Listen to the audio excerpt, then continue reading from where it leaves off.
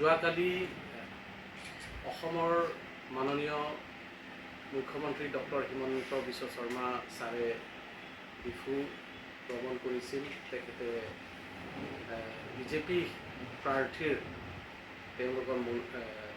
তেওঁলোকৰ ৰেলীৰ কাৰণে আহিছিলে। তো তাত আমি এটা বস্তু কাৰ্বি আংলঙৰ যিটো দীঘলীয়া যি কাৰ্বি আংলঙৰ সাংবিধানিক 244 ক দ্বাৰা ৰূপায়ণৰ কথাত বহুত সময়তে বিভিন্ন ক্ষেত্ৰতে উত্থাপন হৈ আহিছে আৰু সেইটো আটাইতকৈ আমি ন্যায় দাবী বুলি আমি নিজকে অনুভৱ কৰিছোঁ। আৰু এইটো কাৰ্বি আংলঙৰ বিভিন্ন অকল কাৰ্বি জাতিৰ কথা দাবী নহয়, কাৰ্বি আংলঙৰ বিভিন্ন জাতি জনগোষ্ঠী ঐক্যভাৱে এইটো দাবী কৰাৰ এটা সাংবিধানিক হয়।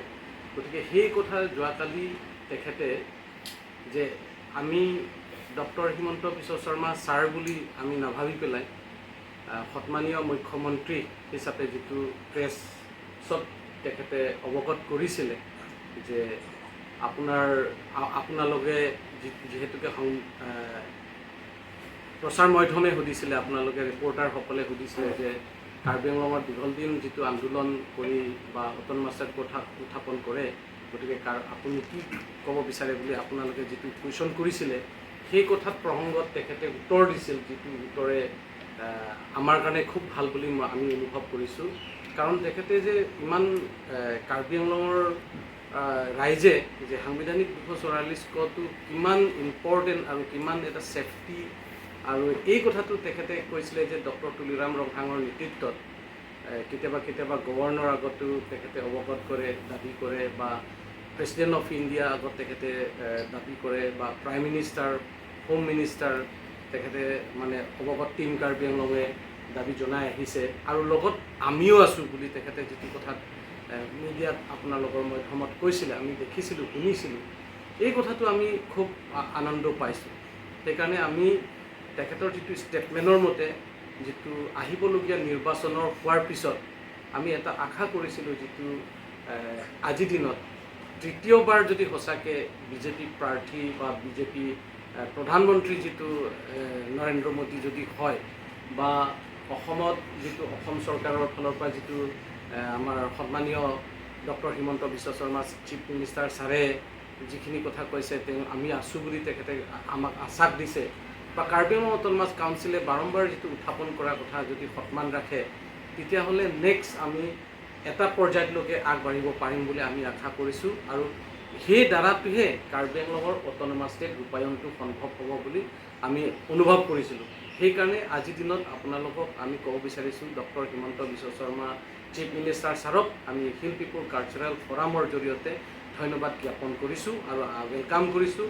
আমি যদি সঁচা কথা যদি হয়, তেতিয়াহ'লে তেখেতৰ লগত আমি সদায় একেলগে কাম কৰাৰ আমি আশ্বাস প্ৰকাশ কৰিছোঁ আমাৰ ফালৰ পৰাও। আৰু এটা কথা তেখেতে কৈছে, শিক্ষা ক্ষেত্ৰত বহুত ইম্পৰ্টেণ্ট বুলি কৈছে। শিক্ষা ক্ষেত্ৰত কাৰ্বি আংলঙৰ যিটো পাহাৰীয়া অঞ্চলত শিক্ষা ক্ষেত্ৰত বহুত আগুৱাই লৈ যোৱা এটা প্ৰচেষ্টা হাতত লৈছে বুলি কৈছে। 2026 চনত তেখেতে ষ্টেট ইউনিভাৰ্চিটি এখন স্থাপন কৰা তেখেতে উল্লেখ কৰিছিলে। আমি আশাবাদী, আৰু তেখেতে যি তেখেতে প্ৰতিশ্ৰুতি দিছে আমি দেখিছোঁ, তেখেতে কাম কৰাত দেখুৱাই বুলি আমি দেখিবলৈ পাওঁ। সেইকাৰণে এতিয়া আমি বিশ্বাস ৰাখিছোঁ যে আগন্তুক দিনত 2026 চনত আমি এখন কাৰ্বি আংলং নতুন আৰু ইউনিভাৰ্চিটিত আমি পাম।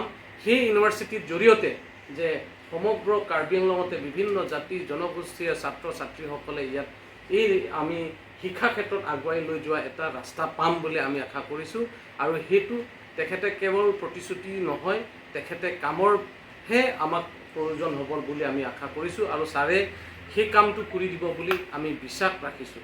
সেইকাৰণে তেখেতক এই দুটা কথাটো লৈ আমি তেখেতক আদৰণি জনাইছোঁ, তেখেতক আমি ধন্যবাদ জ্ঞাপন কৰিছোঁ। সেইকাৰণে আপোনালোকক আমি আজি আপোনালোকক নিমন্ত্ৰণ কৰিছোঁ।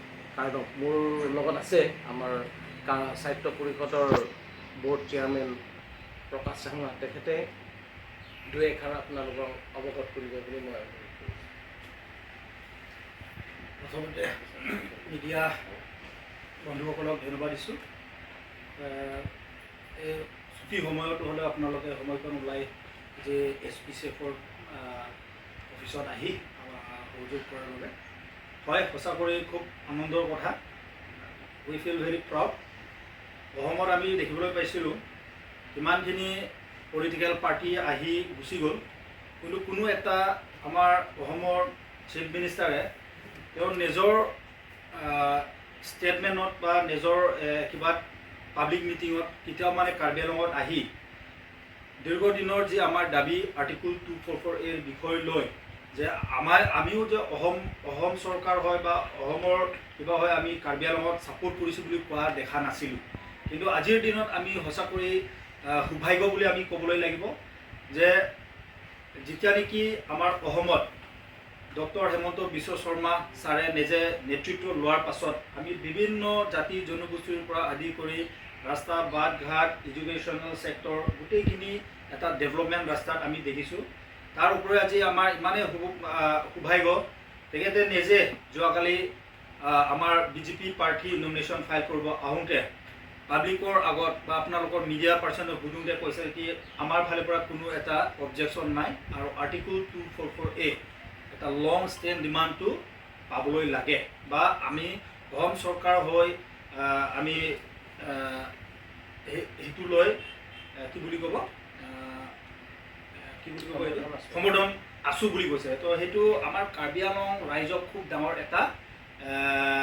এটা গিফ্ট বুলি আমি ক'ব পাৰোঁ, কিয়নো এতিয়া নিৰ্বাচনটো আহি আছে, কিন্তু কোনো এনেকুৱা নিৰ্বাচনত আহি বা এনেকুৱা কোৱা চিফ মিনিষ্টাৰে কিন্তু কোৱা আমি দেখা নাই।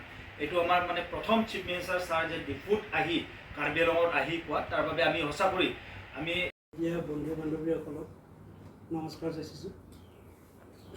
যোৱাকালি বিজেপি ৰেলীত এটা আপোনালোকৰ ভিডিঅ' ফুটেজ দেখিলোঁ যে অসমৰ জনপ্ৰিয় মুখ্যমন্ত্ৰী ডক্টৰ হিমন্ত বিশ্ব শৰ্মাদেৱে আমাৰ যি কাৰ্বি আংলঙৰ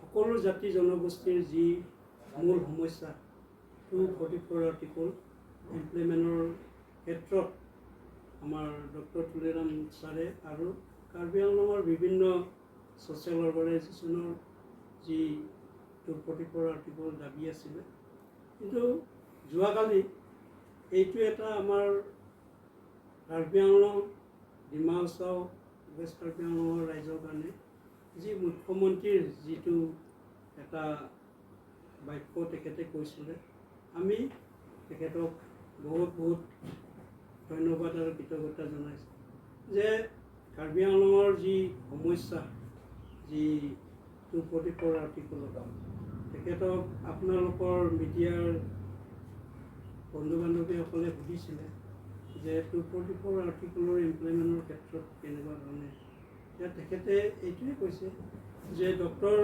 তুলিৰাম ৰংহাংদেৱৰ যি ভূমিকা, তেখেতে অসমৰ ৰাজ্যপালৰ পৰা আদি কৰি অসমৰ বিধানসভাৰ পৰা আদি কৰি আৰু সংসদৰ যি আমাৰ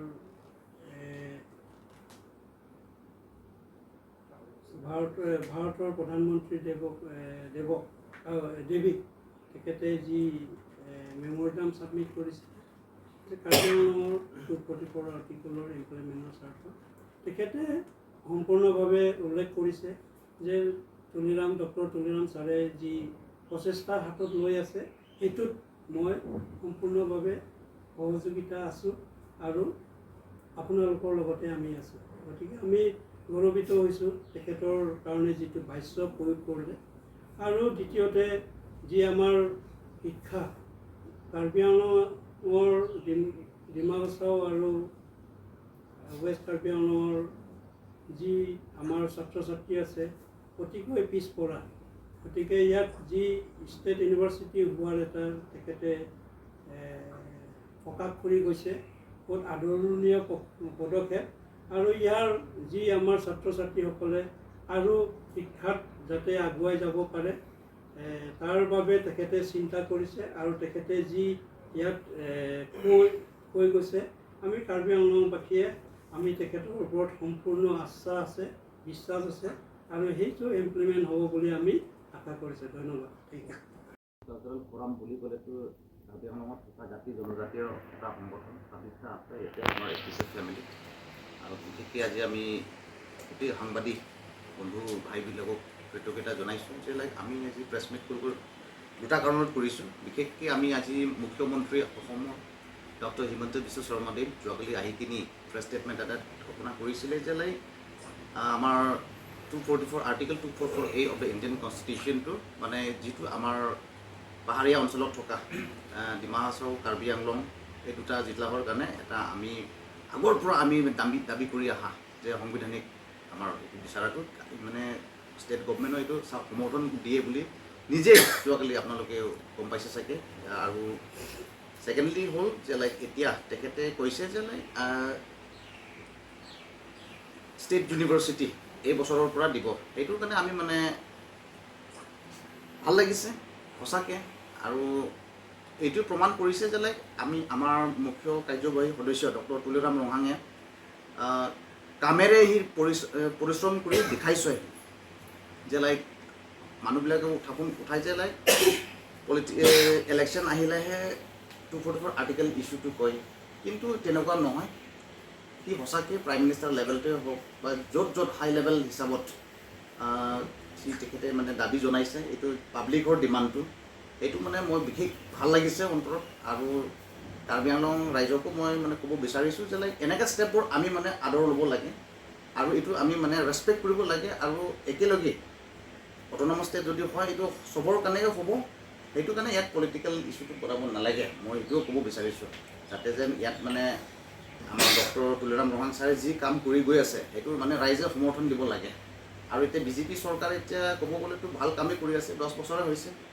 আৰু 10 বছৰৰ উপৰিও মই বিচাৰোঁ যে যদি এবাৰো যদি সময় দি দিয়ে আৰু ভাল হ'ব নেকি বুলি ভাবোঁ। সেইটোৱে আৰু মই ক'ব বিচাৰোঁ। Thank you. A matter of great joy and a proud moment for the people of Karbi Anglong, who is Karbi Anglong and Dima Hasao district.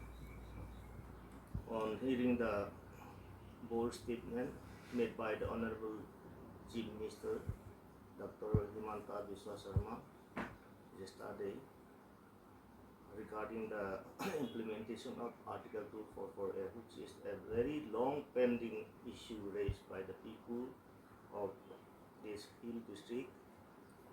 And at the same time, I also appreciate the Honorable Chief Executive Member Dr. Tuliram Rohang for pursuing this matter vigorously to the national and state level. And I, on behalf of the Hill People Cultural Forum, would like to appeal to the government when it is formed to invite the authority of Karbi Anglong Autonomous Council and all the stakeholders for detailed talks for the full implementation of Article 244A.